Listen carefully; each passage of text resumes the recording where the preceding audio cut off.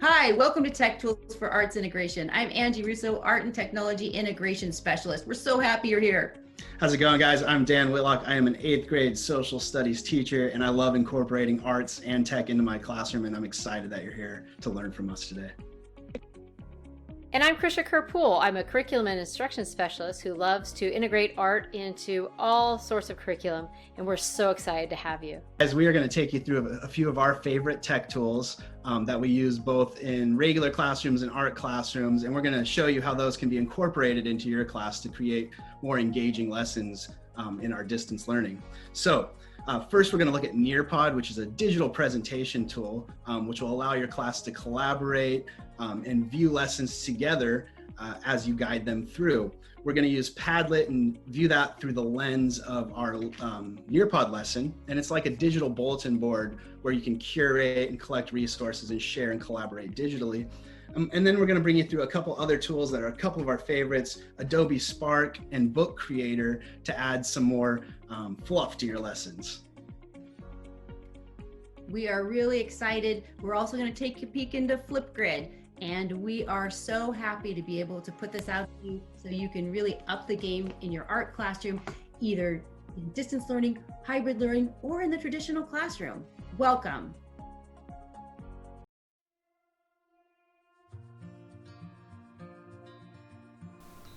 Nearpod is an interactive lesson delivery platform with numerous freemium features.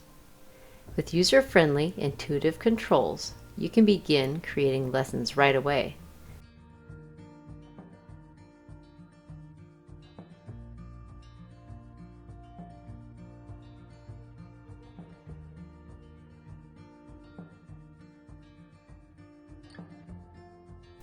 As you create your lesson, you'll find many options given to add slides, video, websites, and PDF.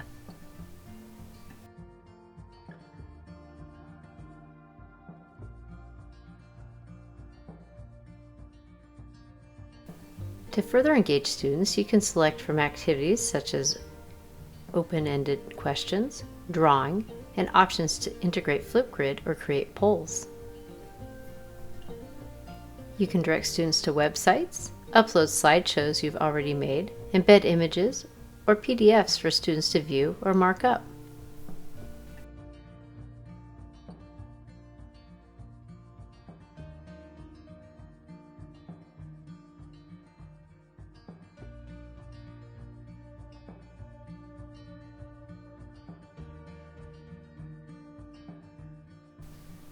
Written content and audio can be added to slides to give students differentiated access to the content.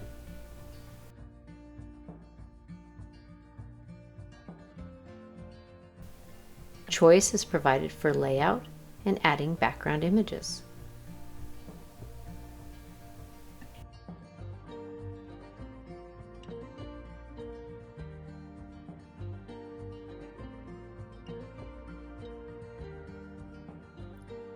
On the next slide, click the link to take a virtual tour of this event. View some of the photographs. What do the facial expressions, focal point, gestures, clothing, objects, setting tell you about this event? Adding new slides to the lesson is quick and straightforward. You can select to add text, video, search for images, or upload your own files. Once created, you can add another layer of student interaction by converting it to a Draw It slide. This feature adds a drawing and text toolbar feature for students to use on the slide. For open-ended questions, there is the option to have students respond in text or audio. The audio is a powerful feature, lending students at any age a chance to voice their ideas and discuss their work. Another way for students to voice their ideas and capture images of themselves or their work is the Flipgrid integration. When you finish a lesson, you can choose the student preview.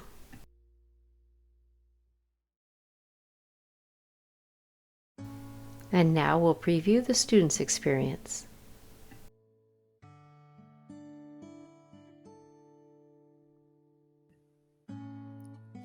On the next slide, click the link to take a virtual tour of this event.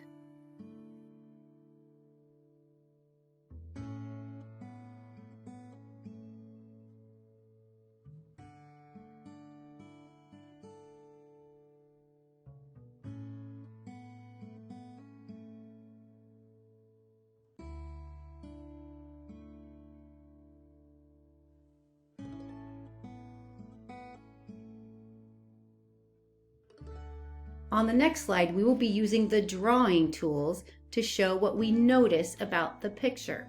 There are 6 things that your eyes should notice when looking at a picture. The first thing to notice is the facial expression. The facial expression are the feelings or mood that's communicated on the faces of the people in the image. The next thing to notice is the focal point, the direction the eyes are looking, where they are focused.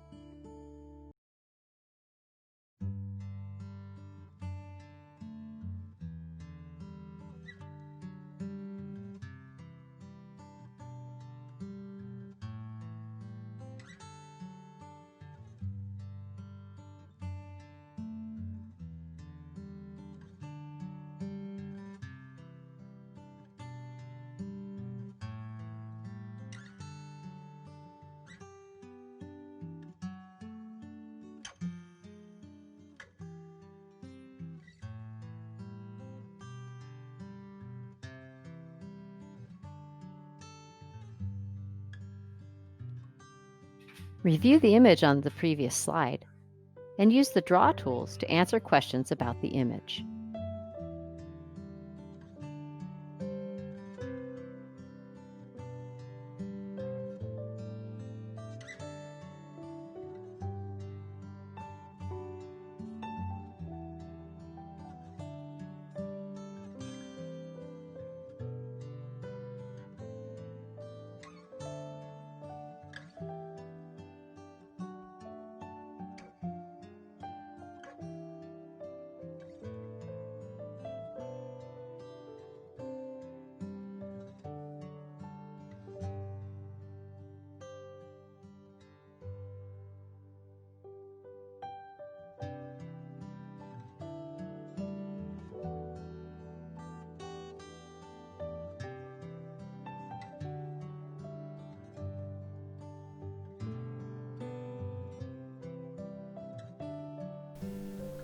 Here we've integrated a Flipgrid to allow students to observe art, talk about art, and share their thoughts, and also comment on the thoughts of others. You'll notice that Flipgrid offers numerous ways for students to post and interact. There are video, drawing, and typing, as well as audio responses.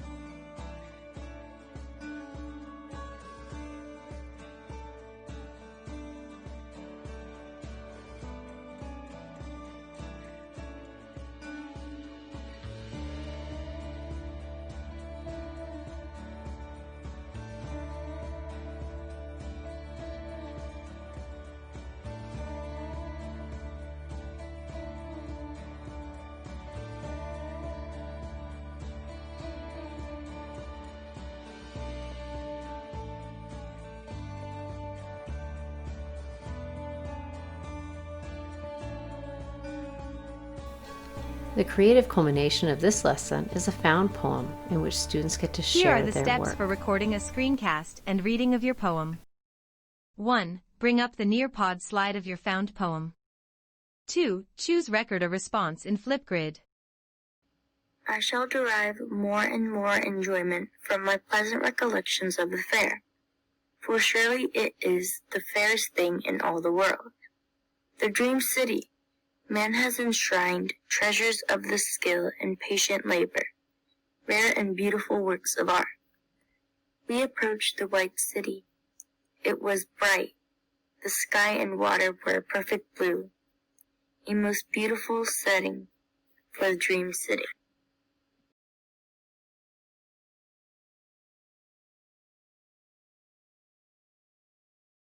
Let's dive deeper into Padlet, one of our favorite tools for the art room. This is the Padlet that you saw in the Nearpod lesson. In this Padlet, we have 6 images across the top. Padlet is a fantastic way for students to examine artworks and to be able to respond and comment underneath. So you see across the top the artworks, and underneath students are able to add comments and content. So let's look at how that works. So with using the plus sign, you can add comments to it. Here it brings up a place to use a text-based response, and across the bottom we have some other choices. We can upload there, we can add links, we can search out web content, take a picture, or if we hit the 3 dots, there are more ways for students and teachers to interact with Padlet and make that virtual bulletin board. You can choose the film option, and you can capture video from your camera and upload it to the Padlet. You can record your voice, record your screen, choose a drawing.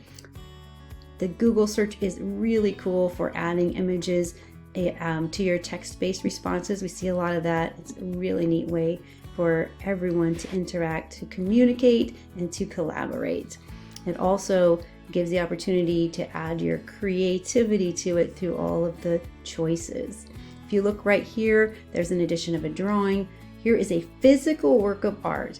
So if a student is taking a picture of a physical work of art, they can easily upload it into the Padlet for others to critique and to share with the audience. Here a video was uploaded as a video response.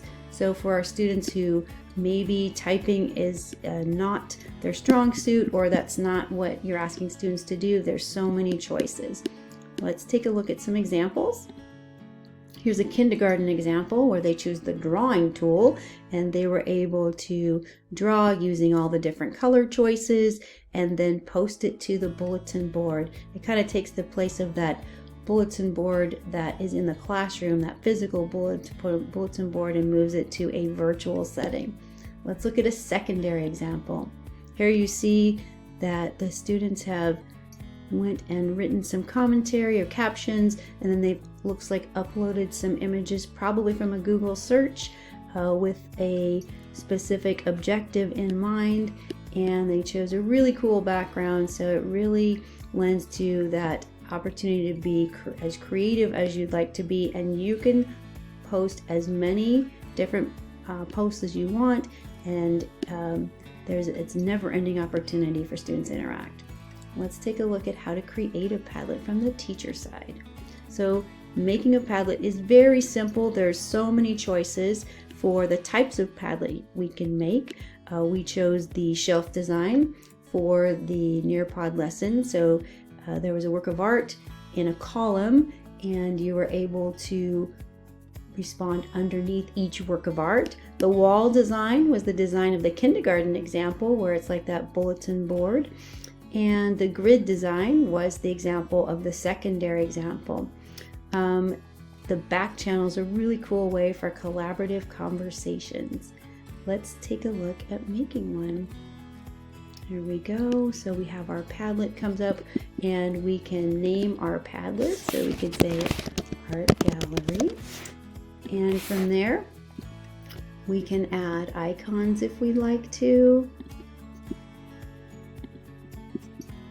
We have the link to the Padlet, so we can copy it to the clipboard, or we can embed it where we would like it to be, maybe in our Google Classroom. We can change the wallpaper on it, the color scheme. There's a couple different font choices. When we're posting, you could ask that the author's name would be displayed above. Depends on what your objective is with the lesson. Do you want the newest post first or last? Let's take a peek at the comments. Allow viewers to comment on posts. This is a great way for those collaborative conversations in our virtual classrooms. They have an opportunity to react to posts. You can, depends on again on your objective, if you would like them to be able to react to each other's and like each other's and comment. Require approval and filter for profanity. So these are all the settings that are available within your Padlet. And now that I have it built, we are ready to start posting. And that is Padlet, and we really love it for the art room.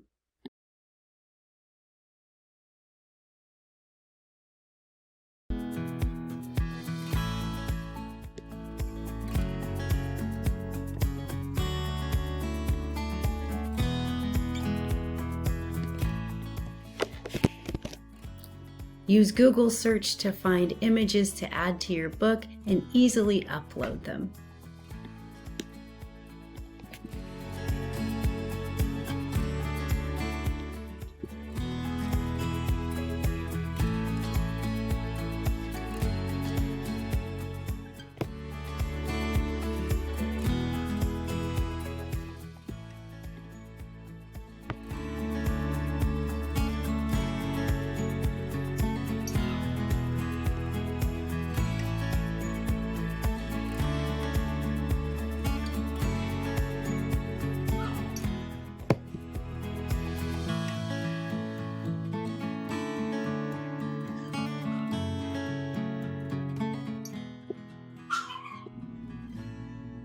Adding images and background pictures is very easy in Book Creator. Loving the creativity. We can search out more Google images, we can use the camera, we can import, we can use the pen. Let's look for another image. How about the Mona Lisa for our virtual art gallery? Check it out.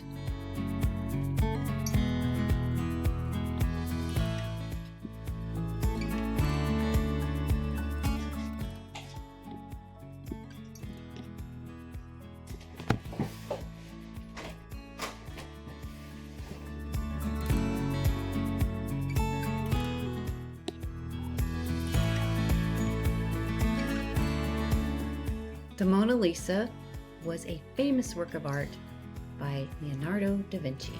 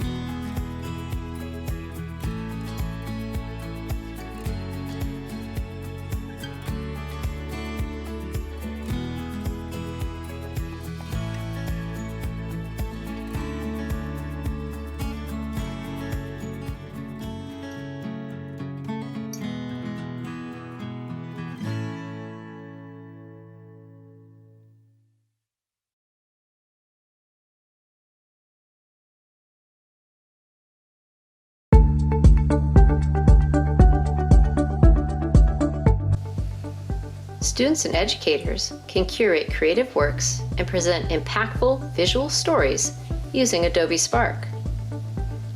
Adobe Spark is an online and mobile design application that has robust free features and design elements for education. The element highlighted in this feature is a glide show, created through the presentation option on Adobe Spark.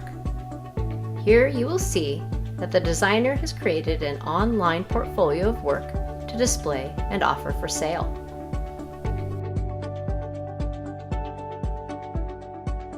Next, we will take you through a brief walkthrough using some of the features and options of a presentation. The interface is user-friendly, and the site offers templates and quick tutorials to assist in the design process. Theme templates can be used to determine font type. Users can also choose layouts.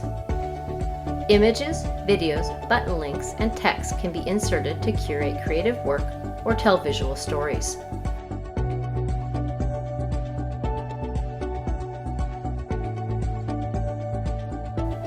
Users can load their own works and also have many Creative Commons stock images offered through the program.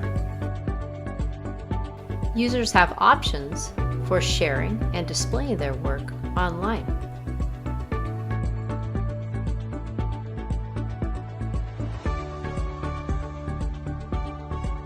The end product is a beautiful storyline displaying the creative works of the author. Now it's your turn to tell your story. Go to adobe.spark.com to begin.